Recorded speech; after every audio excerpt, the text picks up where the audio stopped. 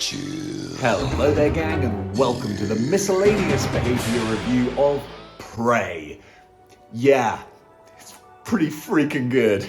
I've got a big old smile on my face because finally we actually have a really good Predator sequel that does something different but does it well, and just to quote Nicolas Cage in one of my favorite movies, oh, bravo, freaking vo.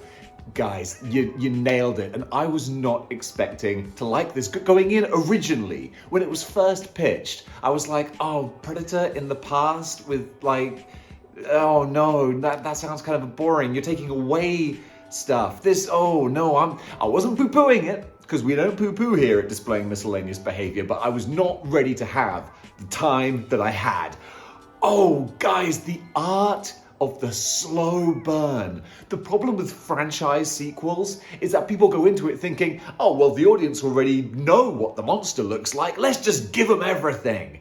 It's the same that we had with Aliens vs. Predator. It's the same we had with the Transformers movies, the Jurassic Park sequels, anything that's based on an original movie where, it's all in the build. Once they do the sequels, it's like, well, the audience have seen the creature now, so let's just give them everything. But you don't care when you've seen it. We are in a post-CGI world. Our eyeballs have seen everything. It would have been so easy to do a Predator sequel where it opens up with 100 Predators having a war and just blah. But that doesn't actually get us excited anymore because we've seen everything. So instead, slow it down. Slow it way down, which is what they did. You know how far into the movie it is until you properly see sort of any kind of example really of the actual Predator? It's about an hour. And you know what? The hour build up to that is freaking enticing and engrossing, and you are there. It's a slow burn, baby. Why does it work? First of all, just visually, this movie is beautiful. Absolutely stunningly shot. No boring grey buildings and science labs and corridors or just urban. No, just the American frontier. Absolutely stunning. So every single shot is beautiful. Well done. It's just a pleasure to sit back and watch. Then, of course, we've got the cast. I mean, I don't know any of these people. I don't think many people do. I don't think anyone is particularly well established, unless my finger is way off the pulse, which is often the case. All terrific. The lead, I don't know the name of the actress because I just wanted to get my thoughts out. She's terrific. Absolutely charismatic. God, I am happy to sit back and just watch her do her thing. She is captivating. Really strong performance. And all those surrounding her are equally up to the task. What's nice is that, you have a couple of cliches, but they're not rammed down your throat cliches. It's like, yes, the basic premise is, of course, she wants to be a hunter, and people are like, you're not a hunter.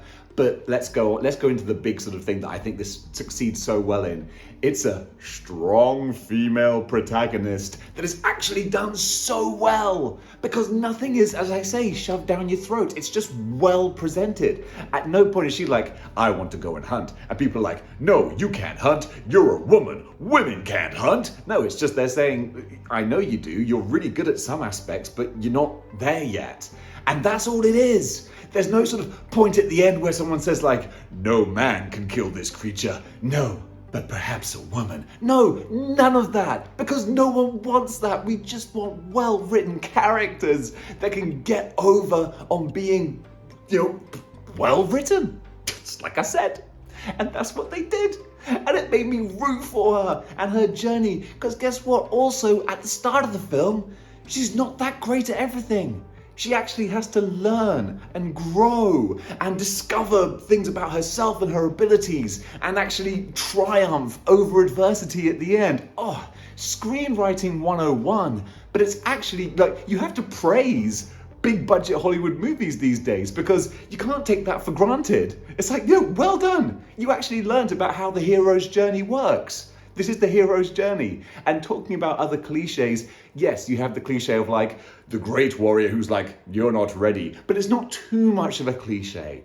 Like that character is actually really freaking likable. He's not like, yeah, you can't do this. He's actually like, look, I want you to be able to do this, but you're not there yet. He's more of a mentor. And of course you've got the jock type guy who's like, you're no good at this. But again, it's not too much. It's just, this guy's a bit of a dick. But it's not that much of a caricature. So the supporting cast, excellent. And then the main man himself, the predator, the feral predator, I think they're calling it. Oh, doggy. Okay, wonderful.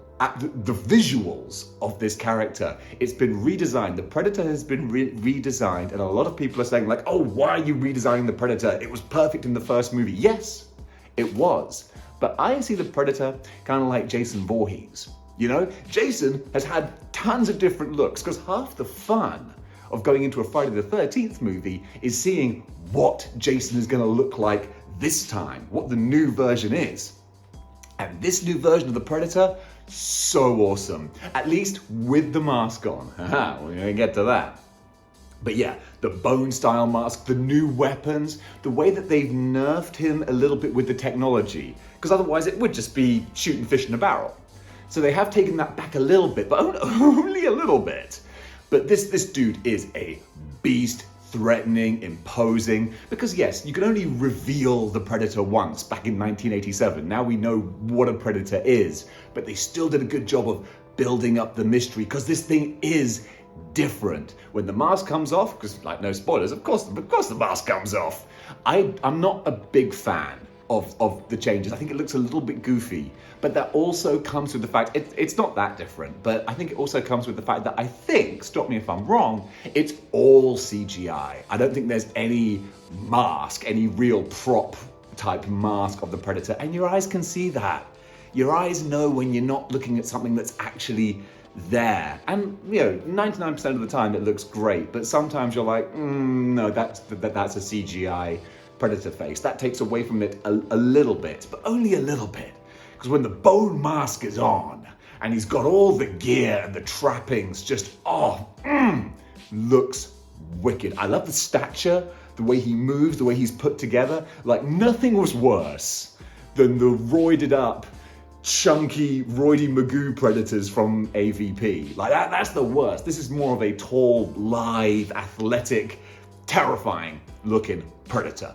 And then, in the second act of the film, they bring in the Frontiersmen. So you kind of get a new enemy sort of variant in a way, a new enemy for the main protagonist to oppose, that also then feeds into how the dynamic's going to work with the Predator, and it's just terrifically done. So just the art of the slow burn, it builds and builds and builds, and then the climax I think is good. It's not great, but it's good.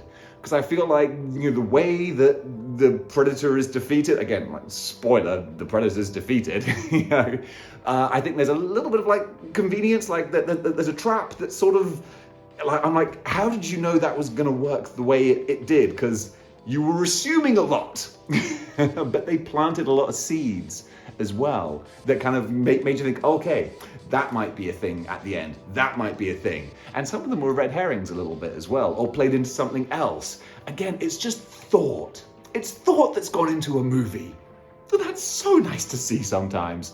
So guys, Prey gets 2 thumbs up, and more importantly, a boom seal of moral behavior. And in fact, if I'm going to go on my sort of rating scale that I use for action figures, I'm giving this movie a 7.5 out of 10, which is really high on the model behavior scale. Some people might be like, 7.5, that's kind of average, isn't it? No. If we're doing a scale out of 10, 5 is average. That's right in the middle. So this is well above average.